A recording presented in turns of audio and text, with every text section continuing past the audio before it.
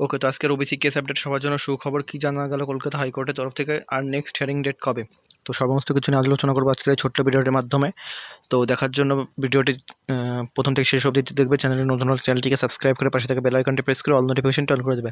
তোমরা জানো খুব অল্প সময়ের ভেতর খুব শর্টে সবার আগে ইনফরমেশন দিয়ে থাকি। তো সেই জন্য তোমরা চ্যানেলটিকে, যারা নতুন রয়েছে চ্যানেলটিকে অবশ্যই সাবস্ক্রাইব করে পাশে থেকে বেল আইকনটি প্রেস করে অল নোটিফিকেশন অন করে দাও।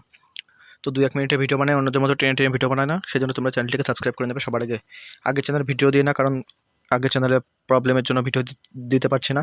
তো সেই জন্য এই চ্যানেল প্রতিনিয়ত কী আপডেট কী আসছে সমস্ত কিছু কিন্তু শেয়ার করছি। তো দেখে নাও আপডেট। তো আজকে কি জানা গেছে? আজকে জানা গেছে হাইকোর্টে আজকে ওবিসি কেসের যে হিয়ারিং ছিল সেখানে জানা গেছে যে আমাদের যে রিক্রুটমেন্টগুলো রয়েছে, অনগোয়িং যে রিক্রুটমেন্ট, সেই রিক্রুটমেন্টের কোনো পরীক্ষা কিন্তু আটকে রাখা যাবে না। হাইকোর্টের তরফ থেকে জানিয়ে দেওয়া হয়েছে কোনো রিক্রুটমেন্ট কিন্তু আটকে রাখা যাবে না। অনগোয়িং যে রিক্রুটমেন্টগুলো আছে সেগুলো চলবে, কোনো রিক্রুটমেন্ট কিন্তু আটকে রাখা যাবে না, সেটা কিন্তু স্পষ্টভাবে জানিয়ে দেওয়া হয়েছে। আর নেক্সট হিয়ারিং ডেট দেওয়া হয়েছে সামনের মাসে, অর্থাৎ এপ্রিল মাসের 2 তারিখে কিন্তু নেক্সট হিয়ারিং ডেট দেওয়া হয়েছে। আর মুখ্য সচিব নাকি কিছুই বুঝতে পারেনি, তার বুঝতে নাকি ভুল হয়েছিল, এটাই কিন্তু আজকের আপডেট।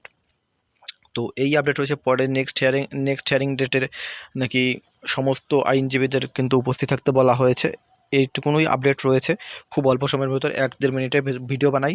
তো 1-1.5 মিনিটের ভেতরেই তোমাদের সময় নষ্ট না করে আপডেটটা দিয়ে দিই, কারণ আমি জানি স্টুডেন্টের টাইম কতটা গুরুত্বপূর্ণ।